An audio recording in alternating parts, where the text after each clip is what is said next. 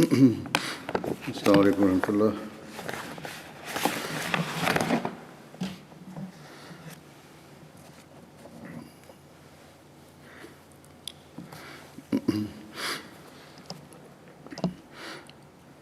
أشهد أن لا إله إلا الله وحده لا شريك له وأشهد أن محمدًا عبده ورسوله أما بعد فأعوذ بالله من الشيطان الرجيم بسم الله الرحمن الرحيم الحمد لله رب العالمين الرحمن الرحيم مالك يوم الدين إياك نعبد وإياك نستعين اهدنا الصراط المستقيم صراط الذين أنعمت عليهم غير المغضوب عليهم ولا الضالين۔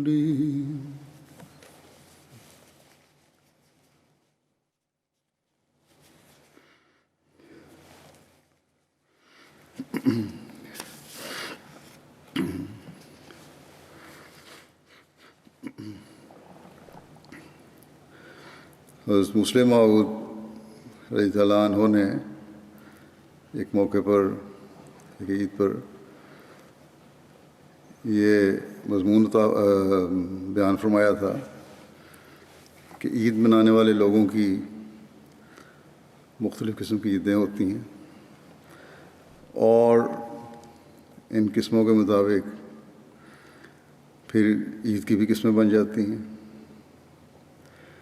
اور پھر وہ کون سی قسمیں ہیں جنہیں اللہ تعالیٰ بھی قبول فرماتا ہے، یعنی حقیقی عید ان کی کس طرح ہوتی۔ اس سے عید کی گہرائی، حکمت اور فلسفے کی بھی سمجھ آتی ہے، اپنی اصلاح اور حقیقی عید منانے کی کوشش کی طرف بھی توجہ ہوتی ہے۔ بہرحال اس مضمون سے استفادہ کرتے ہوئے آج میں کچھ بیان کروں گا اسی حوالے سے۔ انسان کی زندگی مجموعہ ہے عادات کا اور جذبات کا، یعنی زیادہ تر حصہ انسانی زندگی میں انہی دو چیزوں کا ہے، خاص طور پر اپنی معاشرتی زندگی گزارنے کے لیے اور مذہبی زندگی گزارنے کے لیے۔ معاشرے کے رسم و رواج اور بہت سے کام انسان جذبات اور عادات کے ذریعے اثر ہی کر رہا ہوتا ہے۔ عید کے متعلق بھی بہت سے لوگ ہوتے ہیں جو حقیقت میں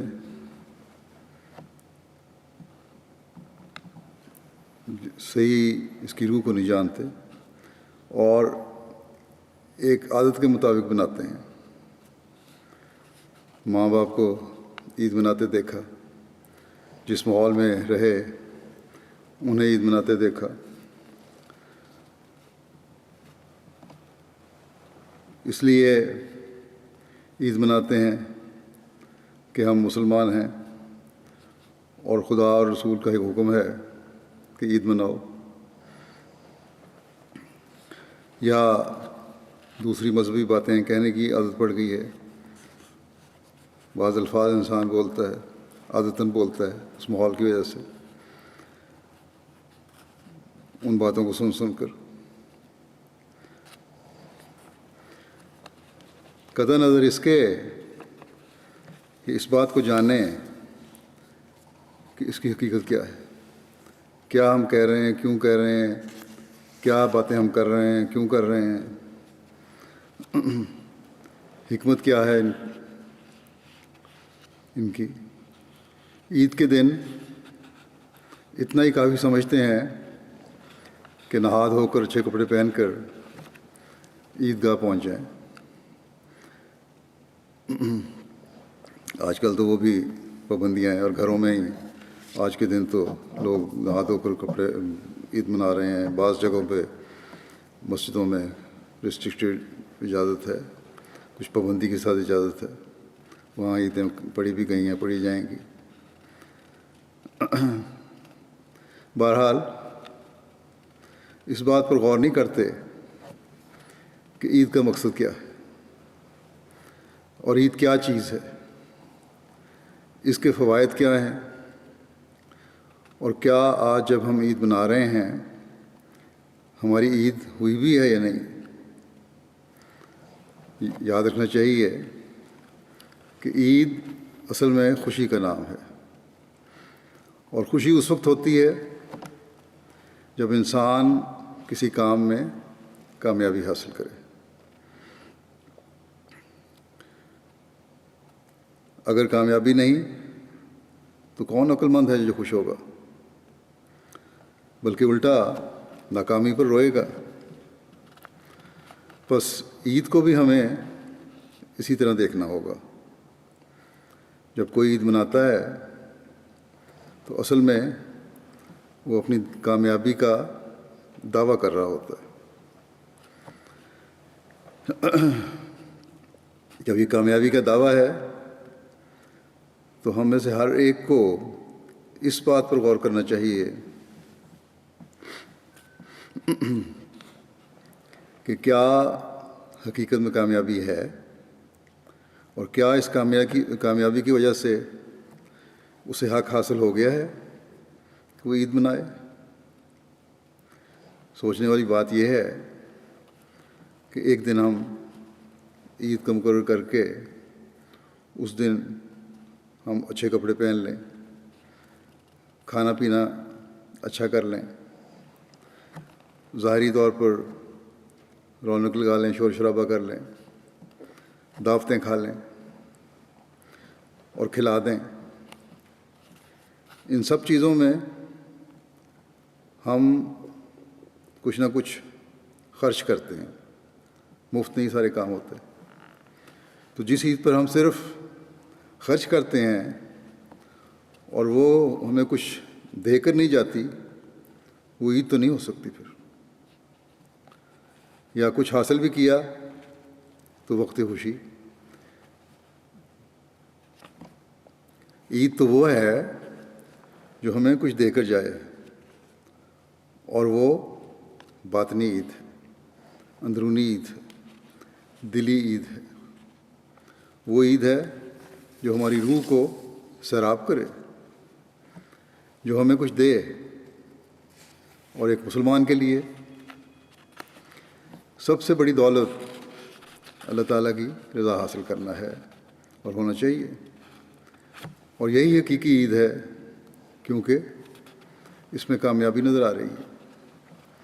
روزوں کے بعد یہ عید اللہ تعالیٰ نے اس لیے رکھی ہے تاکہ یہ خوشخبری دے کہ روزے قبول ہو گئے۔ بس عید پر ہمیں یہ دیکھنے کی ضرورت ہے کہ کیا حقیقت میں ہمارے روزے قبول ہو گئے، کیا واقعہ میں خدا تعالیٰ نے ہمیں اپنی عبادت کی توفیق دی، اور کیا واقعہ میں ہماری وہ عبادت قبول بھی ہو گئی۔ کیا پتہ کہ جس عبادت کی ہمیں توفیق ملی وہ قبول بھی ہوئی ہے یا نہیں۔ کئی باتیں قبول نہیں ہوتی۔ ایک شخص نے رسول کریم صلی اللہ علیہ وسلم کے سامنے جلدی جلدی نماز پڑھی۔ جب نماز سے فارغ ہوا تو نبی کریم صلی اللہ علیہ وسلم نے فرمایا، پھر نماز پڑھو، کیونکہ تمہاری نماز قبول نہیں ہوئی۔ اس نے پھر جلدی جلدی نماز پڑھی۔ رسول کریم صلی اللہ علیہ وسلم نے پھر فرمایا کہ پھر نماز پڑھو، تمہاری نماز قبول نہیں ہوئی۔ اس نے پھر نماز پڑھی، پھر اسے حضرت صلی اللہ علیہ وسلم نے یہی فرمایا۔ تو اس پر اس شخص نے کہا کہ کس طرح نماز پڑھوں؟ تو آپ صلی اللہ علیہ وسلم نے فرمایا، آہستگی اور سکون سے نماز پڑھو. اسی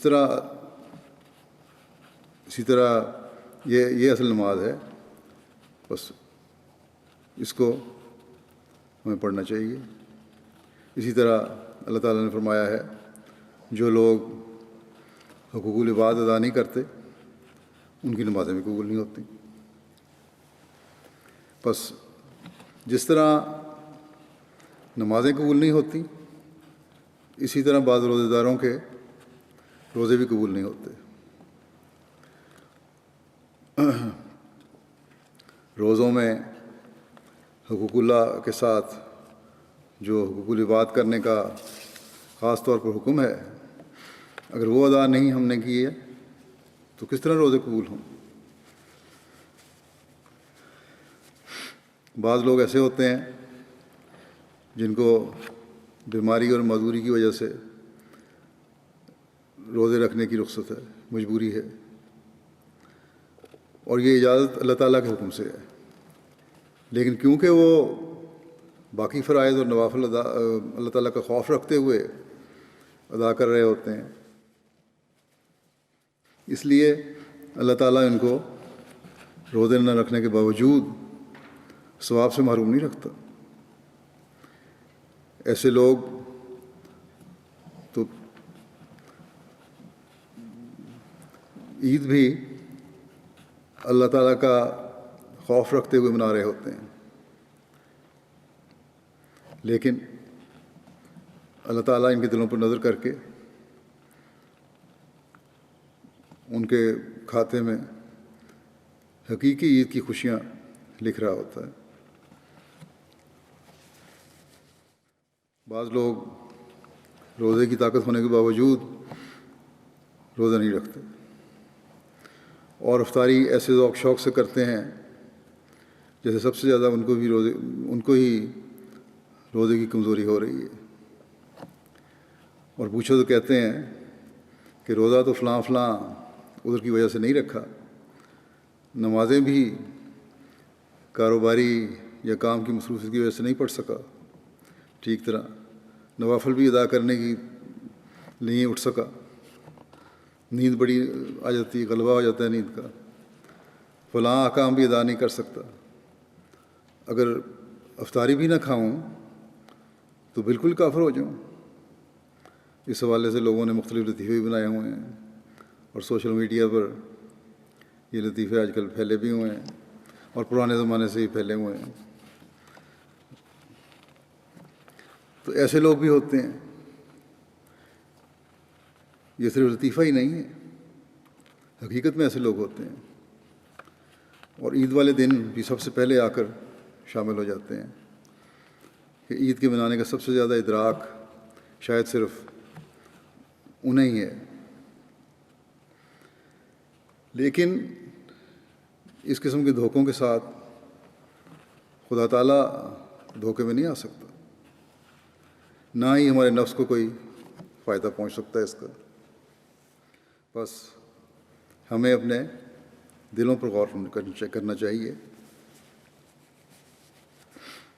یہ غور کرنا چاہیے کہ ہماری عید کیسی ہے.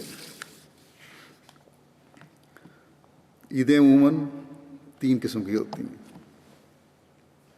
ایک تو اس شخص کی عید ہے جس نے اپنے رب سے ملنے کی کوشش کی، اخلاص سے عبادت کی، محبت الہی کے حصول کے لیے اللہ تعالیٰ کے بندوں کی خدمت کی، دلی صفائی کے ساتھ خدا سے اور اس کے بندوں سے صلح کی، نمازیں پڑھیں اور صرف خدا کے لیے پڑھیں، جیسا کہ حضرت مسیح موعود علیہ السلام نے بھی اسی اسلامی تعلیم کی روشنی میں ہمیں نصیحت فرمائی ہے کہ عبادتیں بھی اللہ تعالیٰ کی رضا کے حصول کے لیے ہوں، نہ کہ ذاتی اغراض کے لیے، نہ ہی دوسروں کو دکھانے کے لیے. روزے رکھے تو صرف خدا تعالیٰ کی خاطر، دوسروں کو دکھانے کے لیے نہیں. خدا تعالیٰ کے لیے رکھے جانے والے روزے جو ہیں ان کی جزا بھی اللہ تعالیٰ ہوتا ہے، ہر روزے کی جزا نہیں ہوتا. دکھاوے کے روزوں کی اللہ تعالیٰ جزا نہیں ہوتا. جس میں یہ خواہش ہو کہ لوگ کہیں گے کہ بڑا روزے دار ہے، تو پھر تو لوگوں کے لیے روزے ہوئے. ذکر الہی کیا تو محض خدا کے لیے کیا، اس لیے نہیں کیا کہ لوگ کہیں کہ اس کے ہونٹ ہر وقت ذکر الہی میں ہلتے رہتے ہیں. صدقہ و خیرات دیا تو صرف اس لیے دیا کہ خدا تعالیٰ کی رضا حاصل ہو، لوگوں پر احسان جتانے یا نیک نامی حاصل کرنے کے لیے نہیں. حج کیا تو محض حاجی کہلانے یا سیر کرنے کے لیے نہیں، بلکہ محض اس لیے کہ خدا اس سے راضی ہو جائے.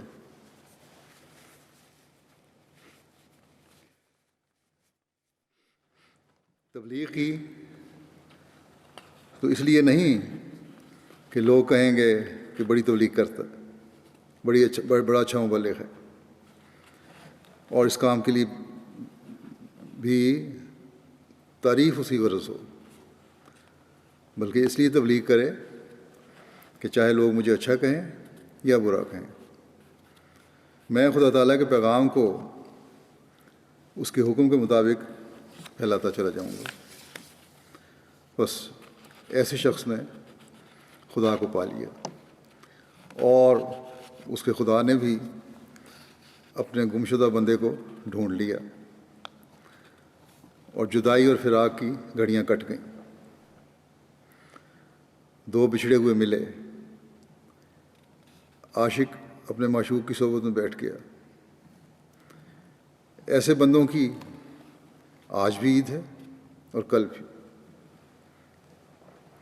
بلکہ ایسے بندے کی ہمیشہ ہی عید ہوتی ہے. ایسی عید کرنے والوں میں جو خدا کا قرب پانے والے ہیں، ایسے بھی ہیں جن کے چہرے بظاہر مرجھائے ہوئے لگتے ہیں، صحت کی حالت بھی اچھی نہیں ہے، غربت کی بھی انتہا ہے، دنیاوی لحاظ سے بہت خراب حالت ہے، اور دیکھنے والا ان کی ظاہری حالت دیکھ کر نہیں سمجھ سکتا کہ عید منا رہے ہیں یا انہوں نے بھی عید منائی ہوگی. اچھے کپڑے پہننے والا اور اچھے کھانے والا ان کو دیکھ کر کہتا ہے کہ ان کی بھی کوئی عید ہے، غربت کے مارے ہوئوں کی.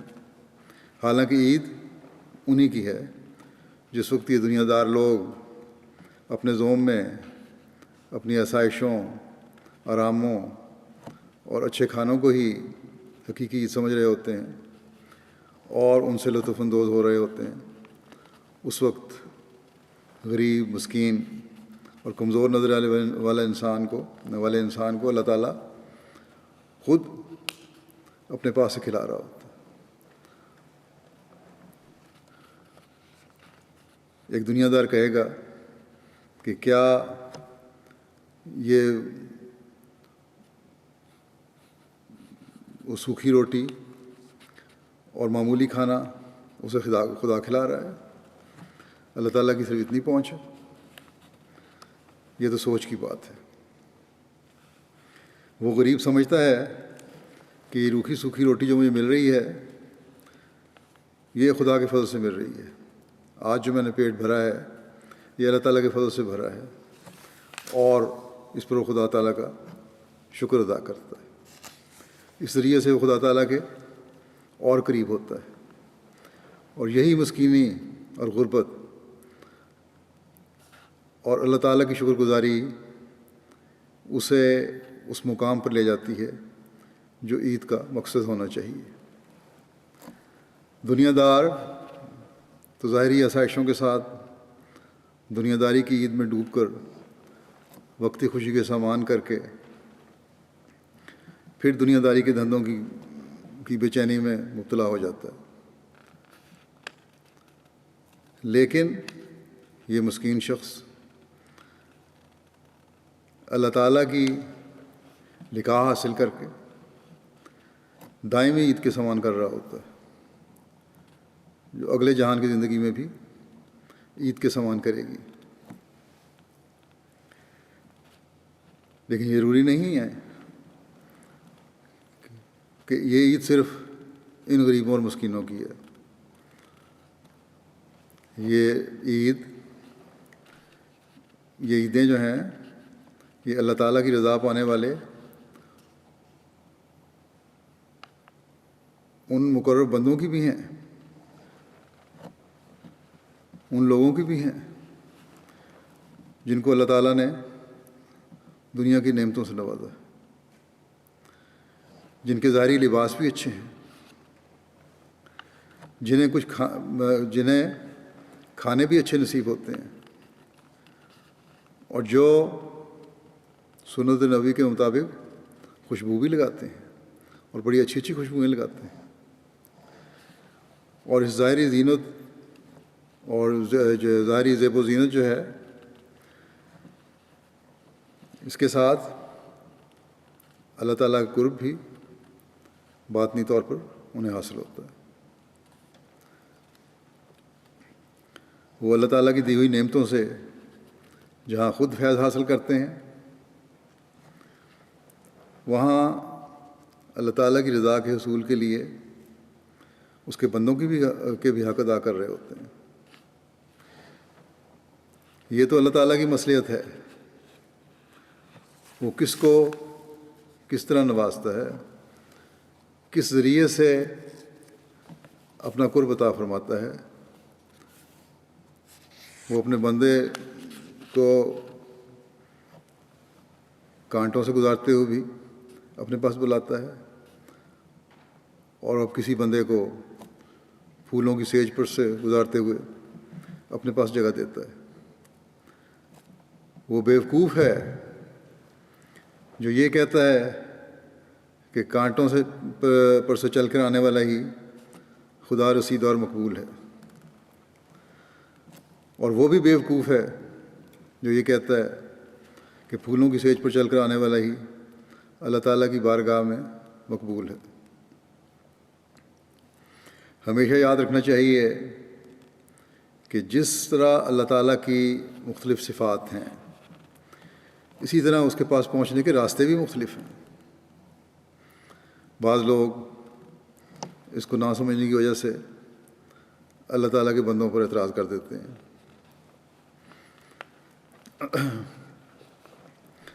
حضرت مسلمہ بیان فرماتے ہیں کہ حضرت خلیفہ اول فرمایا کرتے تھے کہ آپ ایک دفعہ اس مکان کے قریب سے گزر رہے تھے جو مسجد اقصیٰ سے ملک ہے. قادیان میں رہنے والے جانتے ہیں اسے، یا وہاں گئے ہوئے لوگ بھی جانتے ہوں گے. یہ ڈپٹیوں کا مکان کہلاتا تھا. اب غالباً یہ مسجد اقصیٰ میں شامل ہو گیا ہے. یہ خرید لیا گیا، اور حضرت خلیفہ مسیح ثانی کے وقت میں وہاں سلسلہ کے دفاتر بھی قائم ہو گئے تھے. جماعت نے خرید کے وہاں دفاتر قائم کر دیے تھے.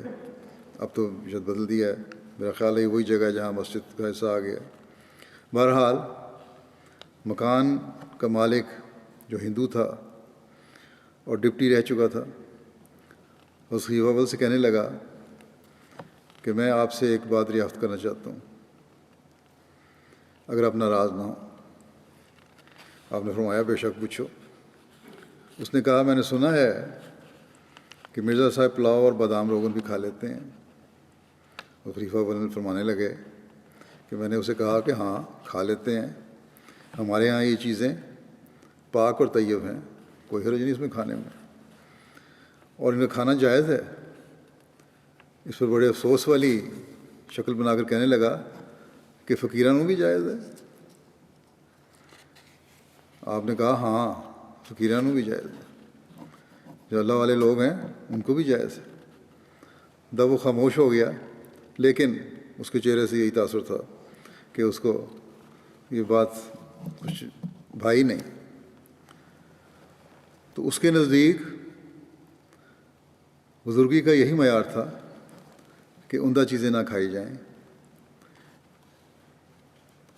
تو دنیا میں لوگوں نے یہ سمجھ لیا ہے کہ خدا رسیدہ لوگوں کی یہ علامات ہیں کہ دنیا سے بالکل کٹ جائیں حالانکہ اصل چیز یہ ہے کہ خدا تعالیٰ کی رضا پر راضی ہو اور اسے حاصل کرنے والے ہوں۔ اللہ تعالیٰ عمدہ کھلائے، پہنائے تو پہنیں اور کھائیں۔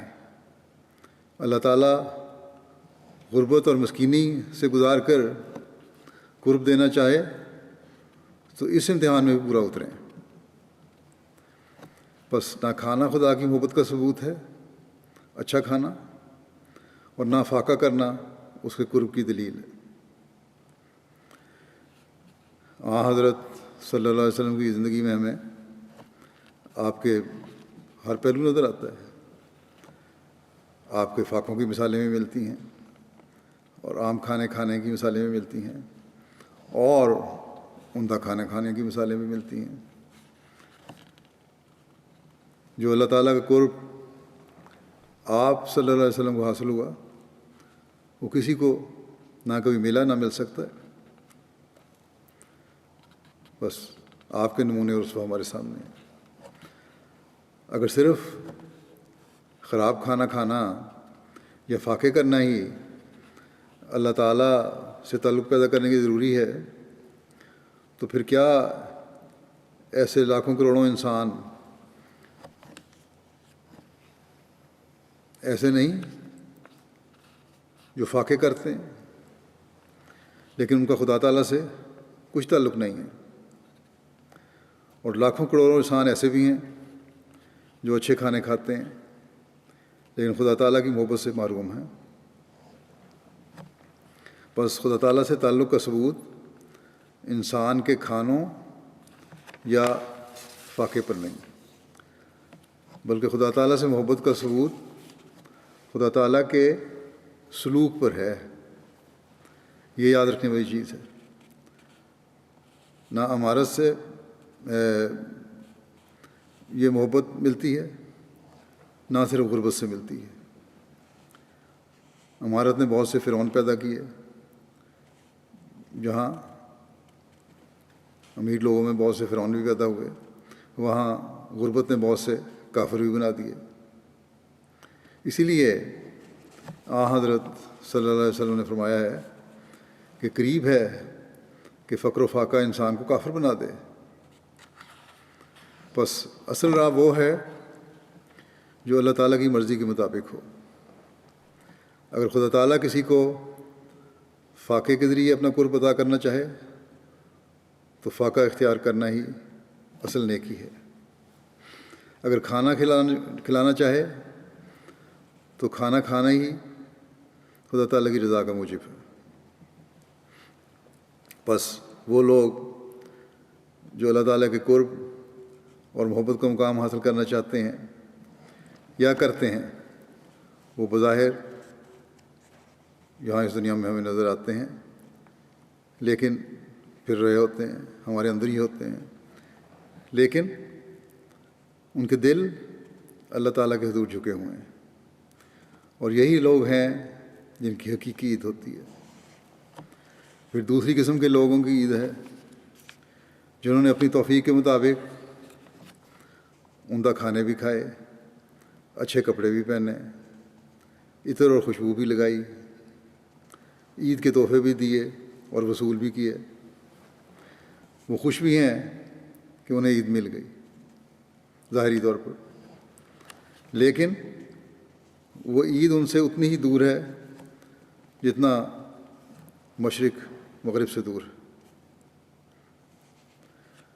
مگر باوجود اس کے وہ خوش ہیں، اور باوجود اس کے وہ عید کی خوشیوں میں شامل ہیں۔ حضرت مسلم موعود نے مثال دی ہے کہ انہیں خوشی بالکل اس بچے کی سی ہے جو نادانی سے ایک سانپ کو دیکھتا ہے اور اس کی چمکیلی آنکھوں کو دیکھ کر اسے کھلونا سمجھتا ہے، تب وہ محبت اور پیار سے اسے پکڑ لیتا ہے۔ اور سانپ نہ ہلے بعض وہ بچے پکڑ بھی لیتے ہیں اور سمجھتا ہے کہ مجھے بڑی اچھی چیز میں حاصل ہو گئی،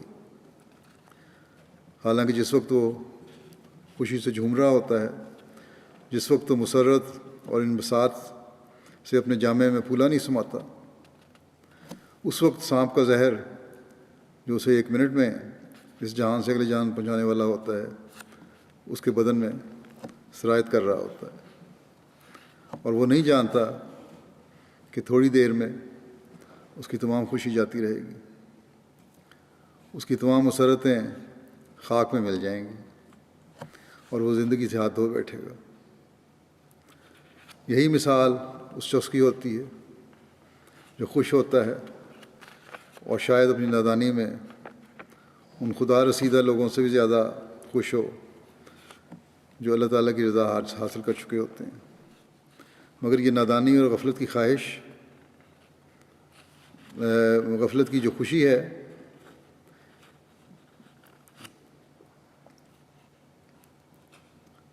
بے شک اس کے خیال میں یہ عید ہے، لیکن ماتم کی پیش خبری ہے، افسوسناک خبر کی پیش خبری ہے۔ بس جو خدا کو بھول کر، اس کے حقوق بھول کر، اس کی مخلوق کے حقوق بھول کر صرف اپنی اور اپنے قریبیوں کی خوشی کر رہے ہوتے ہیں اور عید منا رہے ہیں، وہ اللہ تعالیٰ کی ناراضگی اور ناپسندیدگی کو مول لے کر اپنی دنیا اور آخرت خراب کر رہے ہوتے ہیں۔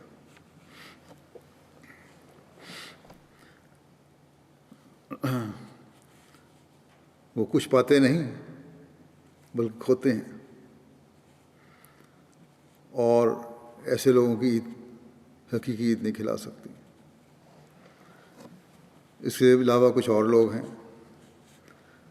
یہ دونوں قسمیں جو بیان کی ہیں، یہ تو وہ ہیں جو ایک وہ ہیں جو ہم سمجھتے ہیں کہ ہم عید منا رہے ہیں، یعنی خدا رسیدہ بھی یہی سمجھتے ہیں عید منا رہے ہیں، اور دوسرے نیک لوگ بھی جو حقوق کو ادا کر رہے ہیں وہ بھی سمجھتے ہیں ہم عید منا رہے ہیں۔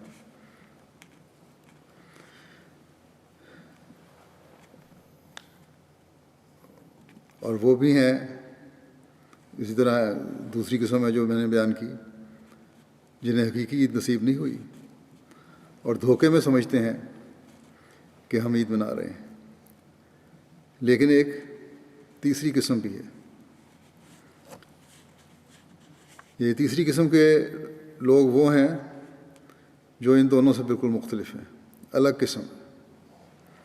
یہ وہ لوگ ہیں جو جانتے ہیں کہ ہم گناہ گار ہیں، احساس ہے، جو دل میں خیال کرتے ہیں کہ روزے تو رکھے،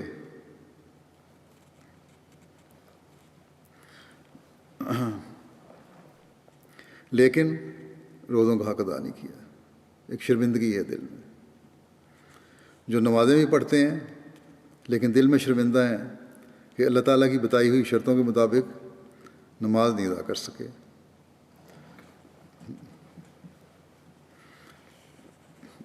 ہر ایک یہ سمجھتا ہے ان میں ایسے لوگوں میں سے کہ آج بھی عید پر شاید ایک رسم اور لوگوں کو دکھانے کے لیے عمدہ لباس پہن کر مجلس میں آ گیا ہوں، اور عمدہ کھانا بھی کھا رہا ہوں، مگر اس کا دل رو رہا ہوتا ہے، اس کا دماغ پریشان ہے، اس کی ایک نظر اپنے بھائیوں پر پڑتی ہے اور ایک نظر اپنے تاریک دل پر ڈالتا ہے۔ ہر تر لقمہ، ہر وہ لقمہ جو اپنے مزے میں، جس کو کھانے کے لحاظ سے بھرپور لقمہ کہہ سکتے ہیں، اسے جھنجھوڑتا ہے اور اس کے حلق سے نیچے نہیں اترتا۔ اچھے سفید کپڑے تو پہنے ہوئے ہیں، لیکن انہیں دیکھ کر اس کا دل روتا ہے کہ کاش میرا اندرونہ بھی ایسا ہی ہوتا۔ صاف ہوتا۔ اپنے بھائی پر نظر پڑے تو اپنی کمزوریاں اور ابھر کر سامنے آ جاتی ہیں، خاص طور پر ان لوگوں کو دیکھ کر جن کا اللہ تعالیٰ سے خاص قرب ہے، اور سمجھتا ہے کہ میری حالت کی چوری پکڑی گئی، شاید میرے گناہ اسے نظر آ گئے ہیں، شاید میرے نقائص اسے نظر آ گئے ہیں۔ ہر دفعہ جب اپنے بیوی بچوں اور دوستوں اور ہمسایوں پر نگاہ دوڑاتا ہے اور پھر اپنے نفس پر غور کرتا ہے تو شرمندہ ہو جاتا ہے اور ندامت سے اپنا سر جھکا لیتا ہے۔ ظاہر میں تو مجلس میں شامل ہوتا ہے، لیکن دل اپنے گناہوں کی وجہ سے ندامت اور شرمندگی سے پر ہوتا ہے۔ خیال کرتا ہے کہ شاید اس مجلس میں میں ہی ایسا ہوں جو حقیقی عید سے محروم ہے، اور ضمیر ملامت کرتا ہے کہ نہ ادھر کے رہے نہ ادھر کے رہے، نہ ان میں شامل ہوں جو غفلت اور نادانی سے عید منا رہے ہیں، اور نہ ان میں شامل ہوں جو وصال الہی کی خوشی میں عید منا رہے ہیں۔ پھر سوچتا ہے کہ خدا تعالیٰ بڑا ستار ہے، اگر میں ظاہر میں عید منا لوں تو کیا تعجب کہ خدا تعالیٰ مجھے باطن میں بھی عید منانے کی توفیق دے دے۔ جس طرح خدا تعالیٰ نے میرے ظاہر کی ستاری کی ہے، میرے باطن کی بھی ستاری کر دے، میری اندرونی حالت کی بھی ستاری کر دے۔ اللہ تعالیٰ جو بندوں پر بہت رحم کرنے والا اور بخشنے والا ہے، اپنے بندے کو مایوس نہیں کرتا۔ جب بندہ سوچتا ہے کہ اصل عید تو خدا تعالیٰ کے ملنے سے ہے، یہ مجھے میسر نہیں آ رہی، نفس بار بار اسے ملامت کرتا ہے کہ کیا تمہارے عمل ہیں، توبہ کرتا ہے، اللہ تعالیٰ کی طرف جھکتا ہے، ندامت محسوس کرتا ہے، اور پھر جب پشیمانی اس کو بے چین کر دیتی ہے تو خدا تعالیٰ بھاگ کر اس کے پاس آتا ہے۔ حضرت صلی اللہ علیہ وسلم نے فرمایا کہ اللہ تعالیٰ اپنے بندے کی توبہ سے اس سے زیادہ خوش ہوتا ہے جتنا کوئی شخص صحرا میں ہو اور اس کی اونٹنی گم ہو جائے جس پر اس کی خوراک اور پانی بھی ہو، اور پھر اچانک وہ اسے مل جائے، اور اس اونٹنی کو دیکھ کر اس کی خوشی کی انتہا نہیں ہوگی۔ اللہ تعالیٰ اپنے بندے کی حسرت اور ندامت کو رائے کہاں نہیں جانے دیتا۔ اللہ تعالیٰ جانتا ہے کہ جس کے پاؤں تھے، جو نیک عمل کرنے والا تھا، وہ چل کے میرے پاس آ گیا۔ نیک لوگ تھے، ان کو اتنی توفیق اللہ تعالیٰ نے دی ہوئی تھی، ان کے پاؤں تھے جن سے چل کے وہ اللہ تعالیٰ کے پاس چلے گئے، اور جس کے پاؤں تھے دوسری قسم کے وہ لوگ ہیں، ان کے بھی پاؤں تھے، اور ان کے عمل، لیکن ان کے عمل دکھاوے کے تھے، وہ چل کر شیطان کے پاس چلے گیا۔ مگر وہ بندہ جس کے پاؤں نہیں ہیں، جو کہیں جانے کی طاقت نہیں رکھتا، چلو اللہ تعالیٰ فرماتا ہے کہ چلو میں اس کے پاس جاتا ہوں، وہ بہت زیادہ ندامت اور پشیمانی کا اظہار کر رہا ہے، توبہ اور استغفار کر رہا ہے، یہ گرا ہوا ہے تو اسے اٹھاتا ہوں، اپنے پاس لے آتا ہوں۔ بس ہمیں کوشش کرنی چاہیے کہ اگر پہلی قسم میں سے نہیں تو ہم اس تیسری قسم سے ہی بن جائیں کہ یہ بھی تحقیر کا مقام نہیں ہے، یہ بھی کوئی کم چیز نہیں ہے، یہ بھی کوئی ایسی چیز نہیں ہے جس سے انسان کی کا مقام گر رہا ہو۔ یہ بات یاد رکھنی چاہیے کہ کامل حسرت، کامل عجز، کامل انابت، کامل غم اور کامل دکھ جو انسان پر طاری ہو جائے وہ خدا تعالیٰ کا محبوب بنا دیتا ہے۔ بس ہمیں چاہیے کہ ہم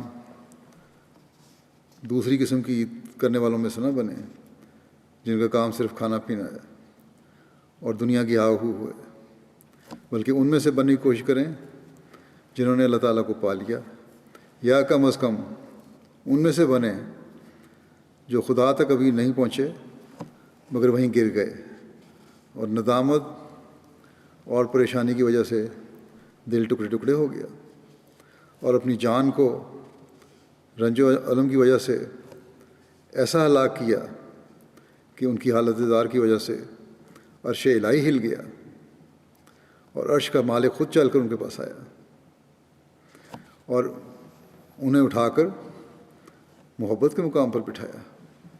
بس ہمیں ہمیشہ یہ دعا اور کوشش کرنی چاہیے کہ یا پہلی قسم کی عیدیں ہمیں ملیں یا تیسری قسم کی عید ہمیں ملے، اور یہی عید ہے جو حقیقی خوشیاں دینے والی ہے، یہی عید ہے جو خرچ کروانے کے بجائے انعامات سے نوازتی ہے۔ بلکہ ہمیں کوشش کرنی چاہیے کہ جو دوسری قسم کی عید کو عید سمجھے ہوئے ہیں انہیں بھی حقیقی عید کا ادراک دلوانے کی کوشش کریں، دنیا کو اس حقیقی پیغام کے پہنچانے کی کوشش کریں جو اس زمانے میں حضرت صلی اللہ علیہ وسلم کے غلام صادق کے ذریعے سے ہمیں ملا ہے۔ انسان کو اللہ تعالیٰ کے حقوق اور اس کے بندوں کے حقوق کا صحیح فہم و ادراک دلوائیں تاکہ دنیا سے تاریکی کے بادل چھٹ جائیں، ہدایت کا سورج دنیا کو اپنی نورانی کے کرنوں سے جگمگا دے، خدا کی حقیقی بندگی دنیا میں قائم ہو جائے، تبھی ہماری عیدیں حقیقی عیدیں ہوں گی۔ اللہ تعالیٰ ہمیں یہ عید دیکھنے کی بھی توفیق عطا فرمائے۔ دعا کریں کہ تمام ان احمدیوں کے لیے بھی دعا کریں جن کو مذہب کے نام پر تکلیفیں دی جا رہی ہیں، جن کو قید و بند کی صورتوں میں رکھا گیا ہے، ان اسیران کے جلد رہائی کی دعا کریں تاکہ وہ بھی آزادی سے عیدیں کر سکیں۔ امت مسلمہ کے لیے دعا کریں، دنیا کے امن کے لیے بہت دعا کریں۔ دنیا کے لیڈر جیسے پہلے ہی میں کہہ چکا ہوں اپنی عارضی تسکین کے لیے دنیا کو تباہی کے گڑھے میں دھکیل رہے ہیں، اور اس وبا کی وجہ سے بجائے اس کے کہ اللہ تعالیٰ کی طرف توجہ پیدا ہو، اس کے غضب کو مزید بھڑکا رہے ہیں اپنی حرکتوں سے۔ بس دنیا کو اللہ تعالیٰ کی طرف بلانے کی کوشش اور اس کے ساتھ دعاؤں کی بہت زیادہ ضرورت ہے۔ ہر احمدی کو اپنے اس فرض کو ہمیشہ یاد رکھنا چاہیے اور اسے ادا کرنے کی کوشش کرنی چاہیے۔ اللہ تعالیٰ ہمیں اس کی توفیق عطا فرمائے۔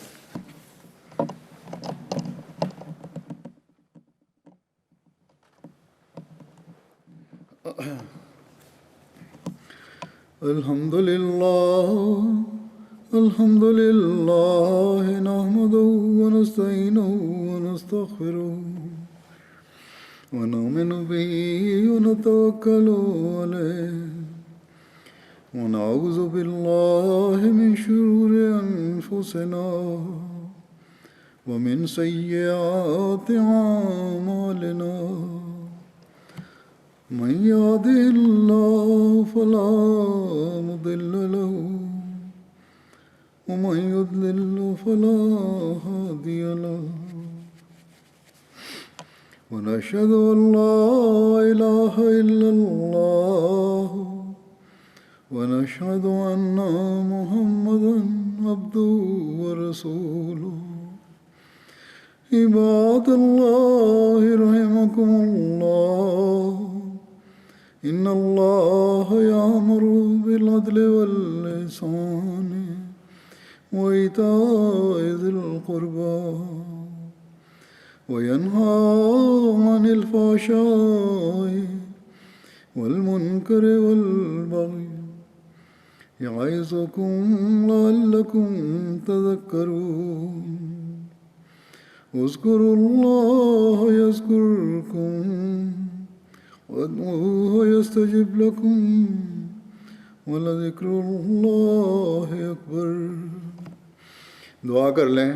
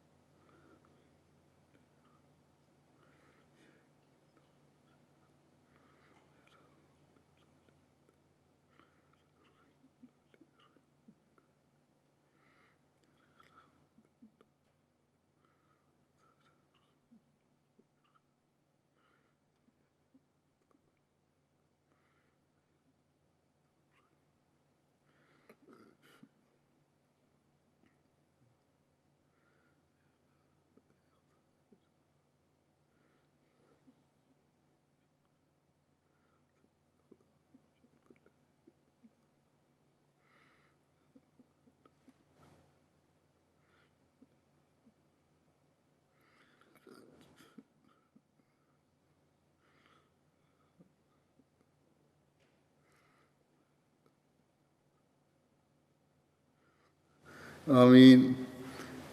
سب کو عید مبارک. دنیا میں رہنے والے سب احمدیوں کو عید مبارک. کچھ لوگ گھروں میں عیدیں کر رہے ہیں, کچھ مسجد میں کچھ پابندیوں کے ساتھ عید کی نماز پڑھ رہے ہیں اور پڑھیں گے. سب کو اللہ تعالیٰ اپنی حفاظت میں رکھے اور سب کو عید مبارک ہو. السلام علیکم ورحمۃ اللہ وبرکاتہ.